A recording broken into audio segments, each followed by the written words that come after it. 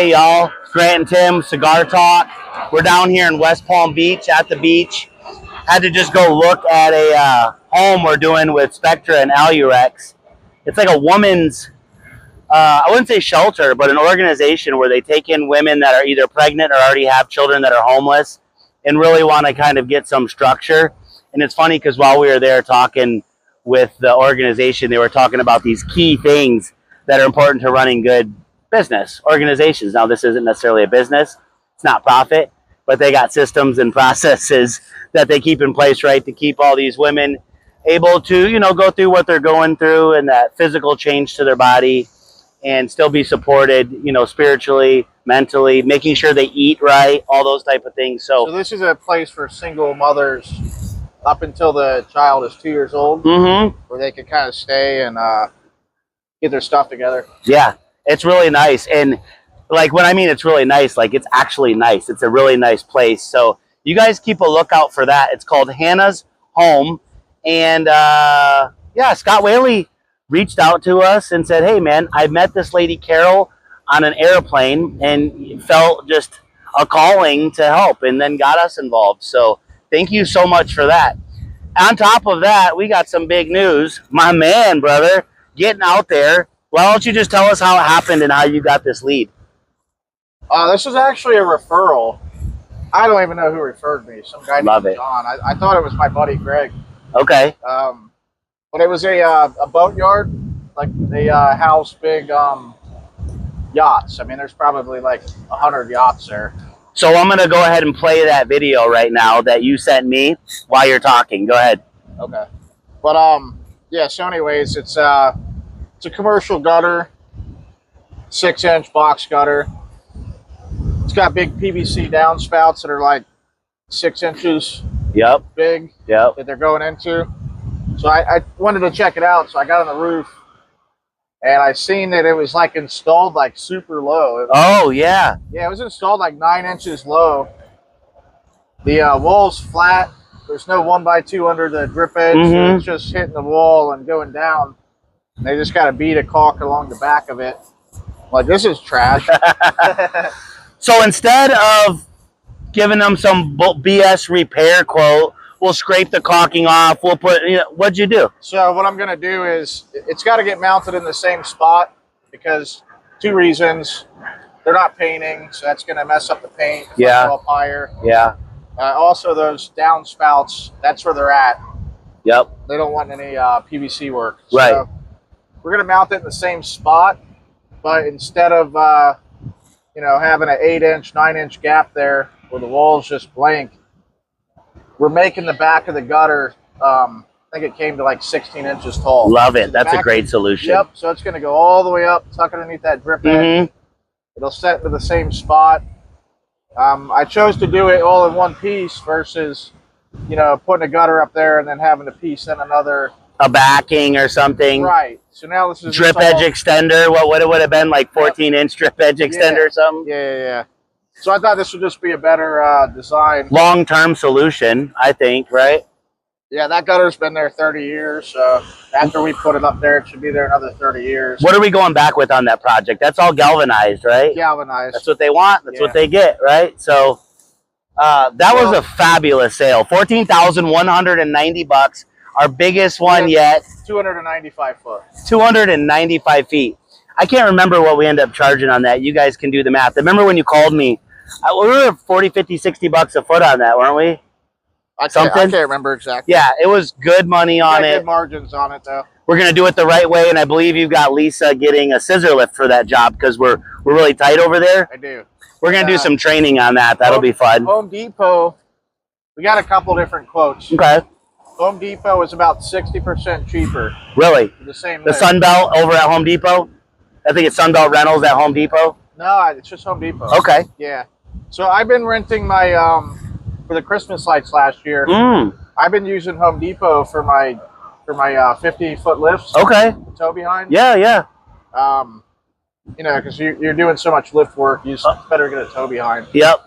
But they are about 50, 60% cheaper.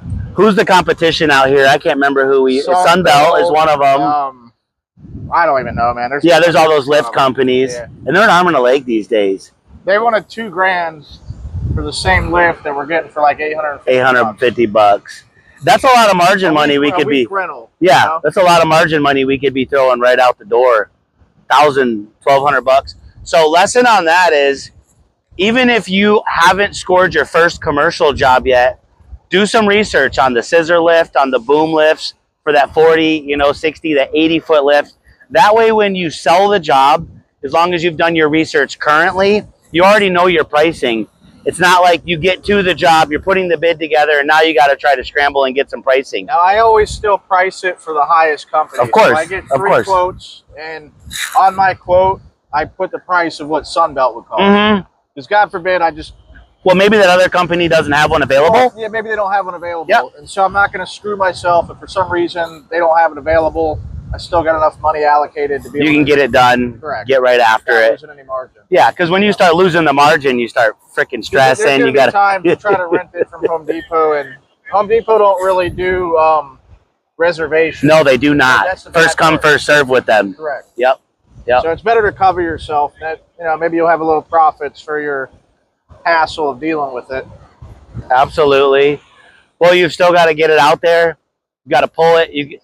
Depending on what you're renting, you've got to have the right size truck, because education-wise on that, Home Depot is going to come out and look at your rig that you've got and make sure that you're not, let's say you're renting like a backhoe or a little excavator or something from them, or one of these bigger boom lifts. They're going to probably want you to have at least a quarter ton or 2/4 ton, right? So it's got to be a 250 or 2,500. They're not going to let you just pull off in your F-150, even though it would probably be just fine. I know me and Kip had to deal with that recently, running an excavator to do a Caltech system. Okay. And we got there, and even though my Ram 1500 4-wheel drive Laramie, they'll let you do a 50-footer with a 150. Will they? Tow behind. Yeah. Nice. And Texas, they might be a little different or something. Well, you had bigger equipment. We had a bigger equipment, yeah, on that one. The excavator's pretty heavy for the one we were digging a pretty big hole. So, lesson that we learned on that. What else we got going on in the cigar world today, man? We got a good cigar going today. Just boosting our testosterone. There we go. It's a beautiful day out, and we're networking strong. We did some cold calling yesterday. It's a little bit in the groove, man. I'm ready to get back on the phone, actually. That is a great point. Why don't you talk to us a little bit about those small things? And, not speaking for you, but I'm sure we all were not looking forward to the cold call day, right? It's like, but now we went and got our feet wet. We did it, and it wasn't that bad, and we had some wins, and that started building momentum. We left lunch pumped up yesterday, like, hey, you want to start doing 50 calls each a day?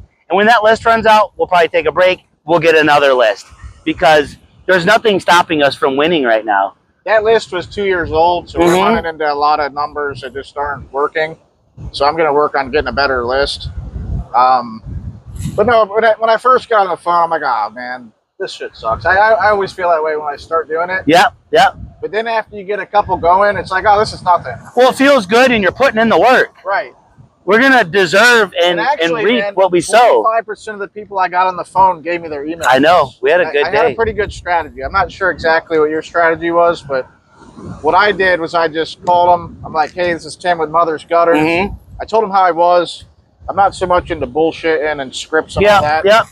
So, but I had a technique, and my technique was they're always going to let you hear who you are. Yep. So, hi, this is Tim with Mother's Gutters. And then I would get like a confused tone. And I would say, I was just curious. Do you guys have a gutter contractor that you're working with? Are you looking to work with one? But I say it like in a confused tone. Well, it's that tonality. Right. Which I learned from Jeremy Miner. Cool. I watch a lot of his stuff. Yeah. But tonality is really important. That tonality, when someone's in despair, it's human nature to want to help them. So now they're wanting to help me with my question that I was, sounding confused about. Yeah.